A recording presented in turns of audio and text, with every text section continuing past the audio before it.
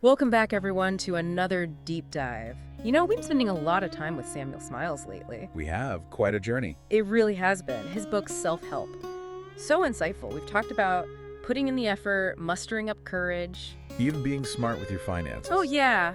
And it all ties together, doesn't it? All those pieces Smiles talks about. Absolutely. It's all about building a strong foundation. Exactly. And that brings us to today, to our final chapter, chapter 13. It's all about character, the true gentleman. You know what I find really interesting about this chapter? Smiles doesn't just assume we know what a gentleman is. He takes us deeper. It's not just about appearances, right? Not at all. It goes way beyond just wealth or social status. It gets to the core of who a person really is. And that's our mission today. We're going to dig into what Smiles sees as the essence of character, how those qualities, those inner strengths, actually shape a true gentleman. And we're not just going to stick with abstract ideas. Smiles gives us some great examples, real people, real stories that make these ideas come alive. So let's start right where Smiles does. What does he say a gentleman is not? He's very clear about that. It's not about where you come from or how much money you have. He uses a great example right off the bat, right? A member of parliament. This man had earned a lot of respect. He had real influence. And Smiles is quick to point out that it wasn't because of his social status. He was actually the son of an Edinburgh merchant. Not exactly born into privilege, was he? No, not at all. But what made him so respected? Well, Smiles quotes Lord Cockburn. He was a pretty well-known judge and writer back then. And what did he say? He attributed this man's influence to two key things: independence of principle and scrupulous adherence to truth. Well, that's powerful, isn't it? It really is. Makes you think about what really earns respect today. Is it still those same qualities? It's a question worth pondering, especially in our world of, instant fame and online personalities. Are those old-fashioned values still what resonates with us? Right, and this idea of principle really comes through in the parliamentarian's own words, too. Smiles highlights his personal philosophy. What was that? This MP believed in always to do what my conscience told me to be a duty and to leave the consequence to God, really living by his convictions. Always to do what my conscience told me to be a duty and to leave the consequence to God. It's a pretty profound way to approach life. And, Smiles even mentions that this man attributed his own success, his prosperity, to living this way. It makes you wonder, doesn't it? Do we see that connection in our own lives between following our principles and finding fulfillment? It's certainly something to reflect on. Now, Smiles takes this idea of good character and says it's not just for a select few.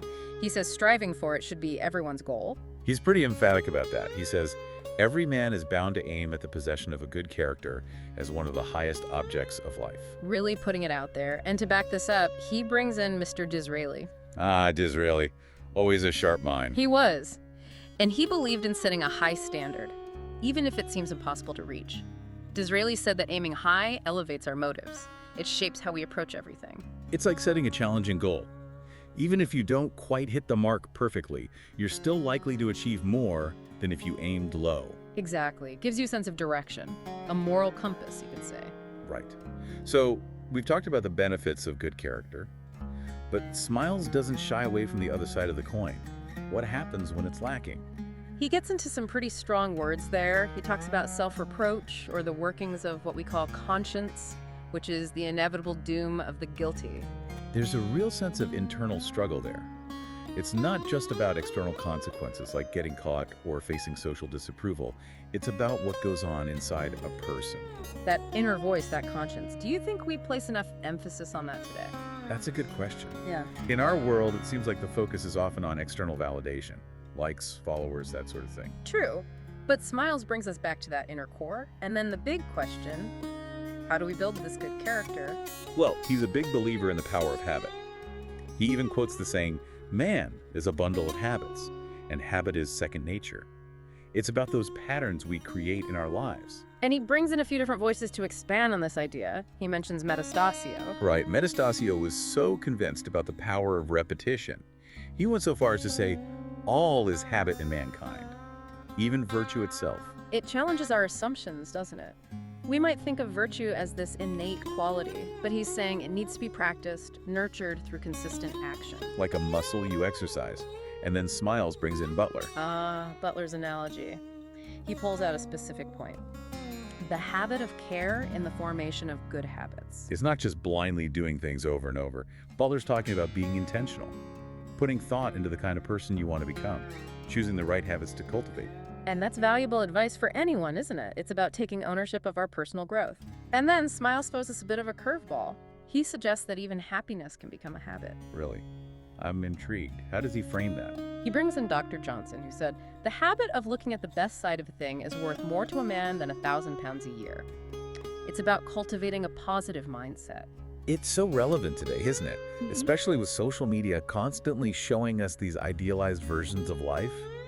How much are we consciously shaping our own perception of happiness? Food for thought, for sure. And it all circles back to that idea. We have the power to choose our thoughts, to direct our minds towards what's good. It's empowering, really. But Smiles doesn't just keep it all internal. He talks about how this inner character shows itself outwardly, how we treat others. It's like that saying, actions speak louder than words. Exactly.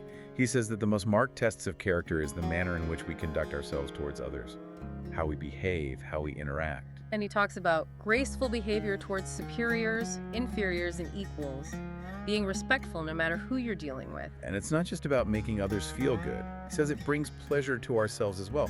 Tenfold more, in fact. It's about that inner sense of satisfaction. There's a sense of integrity there. And he stresses that you don't need wealth to be polite. It's about self-education and good behavior. Anyone can choose to be civil and kind. It's accessible to everyone. And then he beautifully compares gentleness in society to the silent influence of light. It's a subtle but powerful force. It really is. And then the power of kindness, especially when it's genuine, without any pretense. He says it has an incalculable impact on creating a harmonious society. It's the little things, right? Those little courtesies that make a difference. He uses a great analogy. Just like spare minutes or saving a little bit of money each day can add up over time, those small acts of politeness build up. It's about consistency, building those positive habits, even in small ways. And speaking of small things adding up, Smiles goes on to describe manners as the ornament of action. It's like the finishing touch. How we do something can be just as important as what we do. A kind word delivered grudgingly loses its impact, doesn't it? Absolutely. It's about the spirit behind our actions. And he contrasts this with the negative effects of being gruff or rude, even if you have good intentions. He's pretty direct about that. He says gruffness can actually wound self-respect and make someone almost insupportable. Strong words. He wants us to think about how our behavior impacts others. And to illustrate this, he shares a little story from Wales. Someone mistaking a figure in the distance for a monster, only to realize it was his own brother. It's a great metaphor. Don't jump to conclusions based on appearances. We need to approach others with empathy, try to understand them before forming negative judgment. Right. And from there, he gets into this idea of inbred politeness. He says it comes from right-heartedness and kindly feelings. It's not about social class. He even gives an example of a mechanic who embodies this genuine politeness. Breaking down those social stereotypes. To really drive home these ideas, Smiles brings in a character we might recognize. William Cheeryble from Dickens's Nicholas Nickleby. Ah, Cheeryble. He's the embodiment of kindness in the business world, isn't he? Exactly. Smiles highlights his genial nature and overflowing kindness of heart. You can be successful and still be a good person. And he tells a great story about Cheeryble's reaction to someone writing a nasty pamphlet against his firm. Oh, I remember that. Instead of getting angry or seeking revenge, Cheeryble hoped the person would eventually see the error of their ways. It shows a real magnanimity, doesn't it? A belief in people's capacity for change. It's inspiring, really. Yeah. And this all leads up to Smiles' definition of a true gentleman. He says, the true gentleman is one whose nature has been fashioned after the highest models. It's about striving for that ideal. He even points out that historically, the term gentleman carried real weight. It was a mark of character. He quotes a French general who said, "The gentleman is always the gentleman," and invariably proves himself such in need and in danger. It's about rising to the occasion, showing your true colors when things get tough. And Smile says that possessing this character is a dignity of itself, commanding the instinctive homage of every generous mind. It earns respect naturally. It's about who you are at your core. And to make this concrete, he gives us some fantastic examples. Lord Clive, for instance. He had every opportunity to amass huge wealth in India, but chose not to. Came back to England a comparatively poor man. Putting integrity above personal gain. Then there's the Marquis of Wellesley, He refused a large gift from the East India Company, said it would compromise his principles, the dignity of his office. Standing firm in his convictions. But it's not just about these high-ranking figures. Smiles highlights everyday heroes too. Like the deal boatmen. They risked their lives in a terrible storm to save a ship's crew. True courage and compassion. And even smaller gestures, like the English officers in the peninsula. They stopped and paid their respects at the funeral of a French officer. Showing respect even for an enemy. It's the simple acts of humanity that stand out. And the English navvies in Paris following a pauper's hearse, showing respect where no one else did. It's that inherent decency that Smiles sees in people from all walks of life. Then he really emphasizes the importance of truthfulness. Quotes Lord Chesterfield, who said, "Truth made the success of a gentleman." And of course, the Duke of Wellington. He was a big believer in an officer's word being his bond. Wellington placed immense trust in the parole of English officers. Their truthfulness was unquestioned. It speaks volumes about their character. And speaking of character, Smiles tells some amazing stories of chivalry and selflessness from the Indian Mutiny. Oh yes, those are powerful accounts. Men like Neil and Havelock marching to rescue women and children. Driven by a deep sense of duty. And then Outram, giving up his command to Havelock, a junior officer, putting the mission above his own ambition. Truly remarkable. And the last words of Henry Lawrence. "Let there be no fuss about me. Let me be buried with the men." Showing humility even in the face of death. And Sir Colin Campbell working tirelessly to protect the women and children of Lucknow. Those stories really capture the spirit of selflessness. And even in the midst of suffering, there's the kindness shown by English countrywomen and Florence Nightingale to the wounded soldiers in the Crimea. Their compassion made a huge difference. And then, perhaps the most powerful example of all, the wreck of the Birkenhead. A truly tragic event.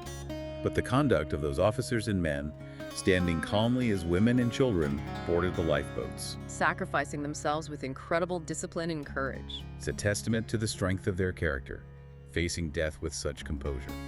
It's hard to imagine a more powerful illustration of what Smiles means by a true gentleman.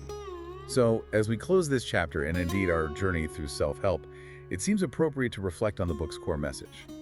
What did we learn from Samuel Smiles? Well, throughout self-help, he champions the idea that it all starts with individual effort. It's about taking ownership of our lives. Diligence, perseverance, building strong moral character. These are the pillars of personal growth and ultimately societal progress. He uses so many examples, real people who achieved great things through hard work, self-reliance, and a commitment to their values. He reminds us that thrift, energy, courage, good habits, these aren't just nice ideas, they're the building blocks of a fulfilling life. And fundamentally, he pushes back against the idea that we're simply products of our circumstances, that birth or wealth determine our fate. He emphasizes that inner strength, the will to strive and overcome challenges, that's what truly shapes our destiny. And that's a powerful message, isn't it? It's about empowering ourselves to create the lives we want, to contribute to the world in meaningful ways. It's been a truly enriching experience diving into self-help with you. Thank you for joining us on this journey. Absolutely. We hope these explorations of Samuel Smiles' ideas have given you some things to ponder, some inspiration to apply in your own life. And as we wrap up our time with self-help, we're already looking ahead. There are so many more fascinating books to explore, new ideas to uncover. We'll be back soon with another deep dive, another chance to learn and grow together. So stay curious, keep exploring, and we'll see you next time.